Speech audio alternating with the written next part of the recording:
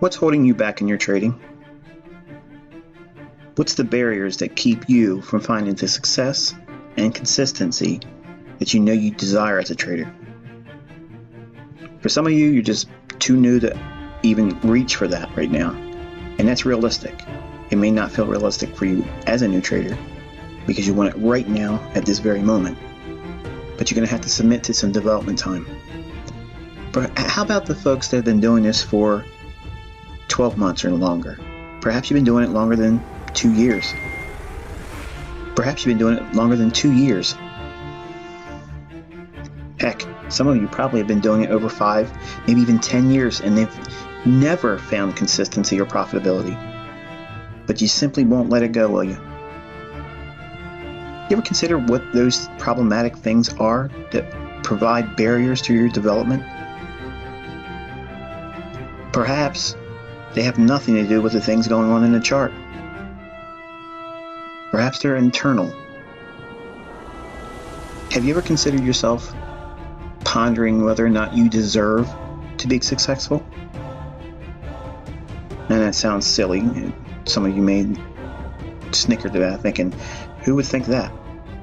I'm not submitting the idea that you are willingly and knowingly doing these things, but consider for a moment, perhaps you have such a deep-rooted event or a lack of just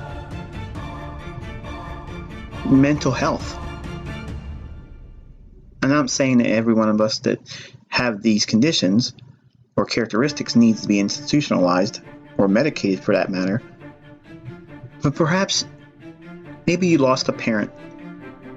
Maybe you lost a spouse or a child. And that deep-rooted grief is gnawing at you internally. And perhaps that's been a barrier for you. Perhaps you don't believe you deserve to be successful, because to be successful and to be financially independent means that you've moved on.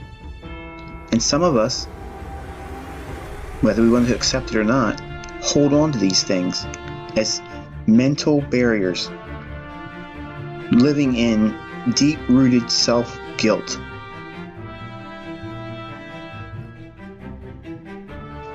Have you ever considered the possibility that the lack that you have in understanding the marketplace in a consistent capacity really has nothing to do with the trading?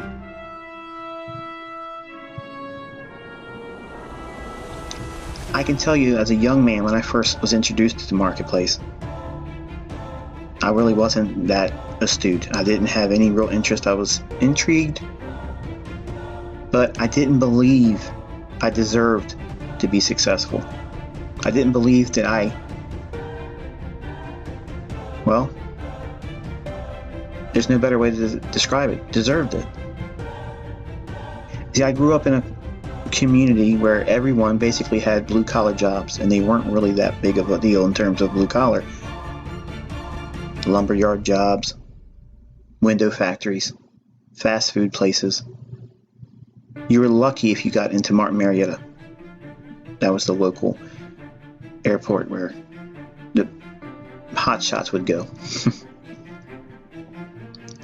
I didn't believe that I had the deserving characteristics of what makes a successful trader successful. I didn't believe I had it, because I allowed initial input from my family members saying, well, this is a pipe dream, Michael. You're wasting your time. Don't waste your time doing this. You're going to lose everything you have, Michael. You're going to waste your time doing this. And I believed it. I believed it for a long time, until I found more information about trading, and then I had a taste of what it was like to have success.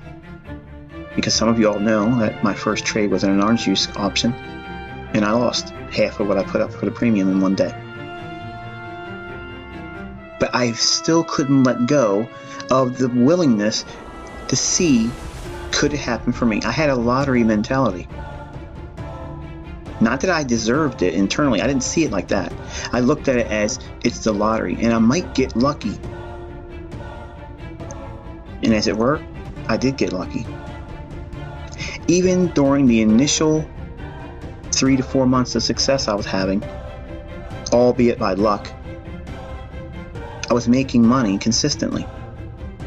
But I was too afraid to say anything to anyone because I would jinx it. Because in turn